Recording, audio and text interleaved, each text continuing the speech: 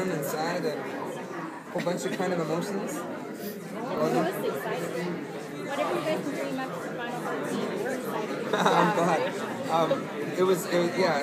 That's tough because it's the fans. I really wanted to design a love letter to the fans, and kind of answer everything that they would probably want answered. And it was a tough thing because the emotions happen, and you're saying goodbye to these characters that you just. I adore, and it's tough.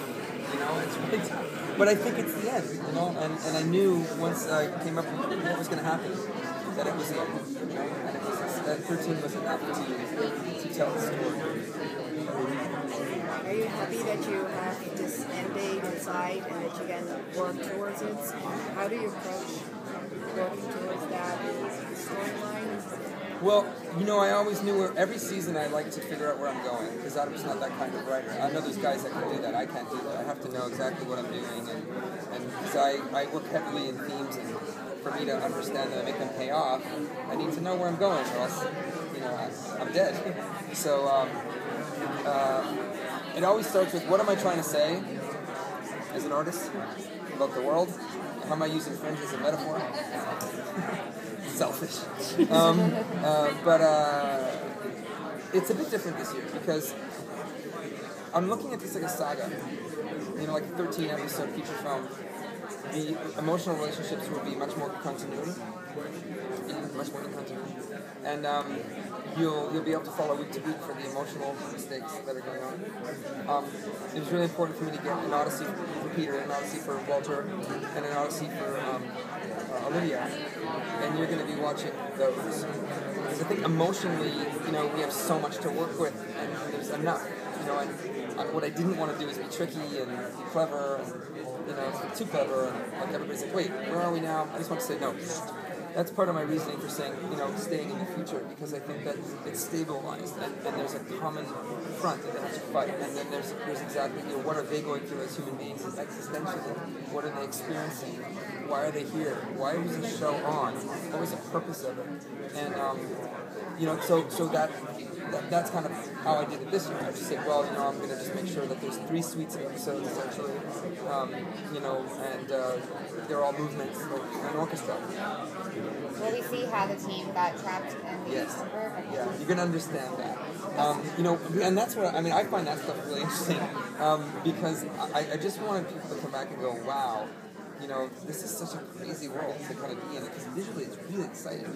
And, I thought, well, it's fascinating. Like, okay, so she was here, and then they were there, and somehow they got Amber, and then somehow, like, what happened? They got separated from their daughter, and then in 2015 the observers came, and I was like, wow, like, okay, what happened? So then while they were sleeping, so I thought, well, that's really cool. Like, here's a Fringe team from the past that's now in the future, and they need to save the world. Like, I'm in. Where do I sign up?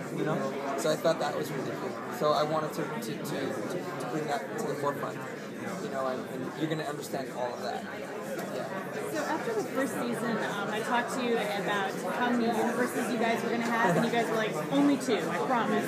And then it became a little bit more. And so I'm wondering if now in this final season, are we going to see those universes basically reconciled? Is that kind of part of one of the themes that we'll see?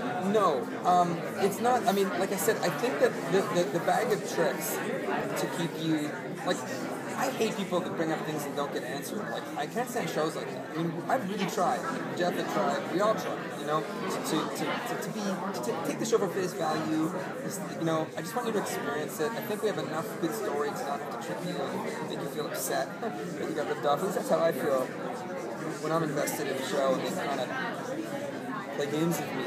But I wasn't interested in that. And I think the tricks are sort of, they're not important anymore. Like, the idea of an alternate universe, of impact, what do you mean to the people in your life, what do they mean to you, why am I here, all these things, is there another one of me in another universe with different choices, that was really important for the thematic things that I was interested in saying then, and that was a reason why I went there, at first when we were saying, like, oh, this is a parallel universe and I want to spend half the time over there, everybody was outraged, they're like, what, you can't do that, we love all our characters, but there's a specific reason, that I wanted to do it, and that's done. I've said those things, and now it's about something else. Now it's about what I honestly believe the world is missing, and what the world needs.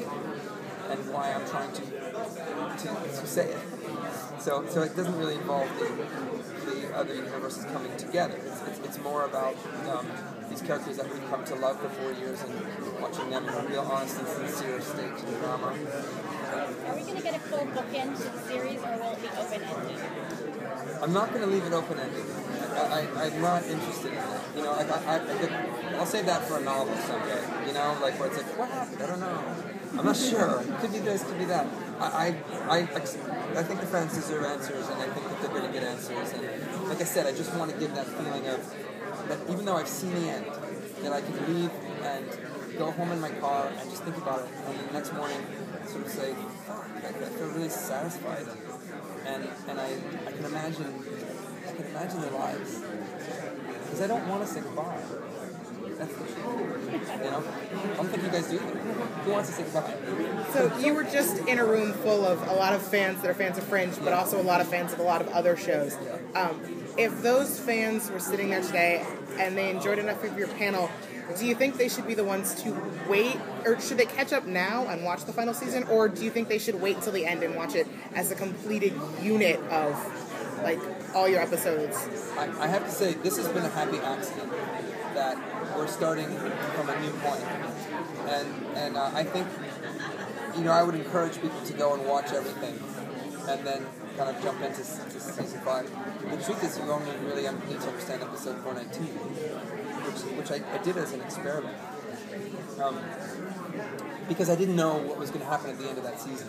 So I wanted to do an episode that was a backdoor pilot. That was my thinking. You know, so like, oh, I'm slipping in 19, so you don't, you know, nobody knows, like, it's just there. And in the spot tradition where we go a little askew anyway. So I would encourage them to watch it, because I think it's a really exciting, you don't have to know everything, like, you don't really have to know. You just have to know that this is a family, and it's really hard to keep together. Life is hard. You know, they should go for that. I don't know. I honestly believe that people saw season 1, 2, and 3, they would want to watch it. So Since you brought it up, since that's supposed to be a book, not necessarily a bookended series, but you might have wanted to open that window of having it. Would you be open to still doing it? Well, traditionally, you know, part of the structure that I endorse is always to finish a chapter at the end of the season and then propose a new beginning. So this one will just not have I don't want to make people believe that there's going to be something that isn't. I don't like that either. I think it's a dirty trick. If it's, I'm just trying to, like I said, be straight up and say, here's a show, here's everything I have creatively. If it doesn't work, it's my fault, and this is it, you know. And I love these people. I know you do too. Hopefully, you'll feel the same. But to propose that there's going to be something in the future also kind of like bugs me, because I'm like, well, then I'm going to be sitting in my car going, damn, I want to see it, you know, rather than just going, oh, it's cool, I can imagine it, and then if there is something to be had, then I'm not short of ideas. So I think that if it's going to be reintroduced, there'll be some really cool way to, you know, to reintroduce Fringe. They're pretty inventive at Fox on how to keep it alive. What's the government like under Observer rule? The government, it's very similar to kind of like Vichy France in a way. That it's like if you get Nazis come in, they hire the French police to look after their own people.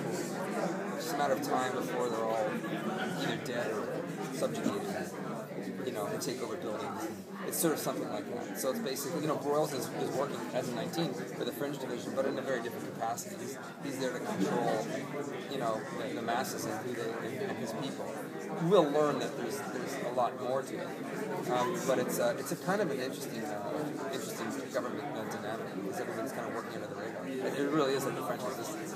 I need to move, Joel. Yeah. Thank you. Thank you so much.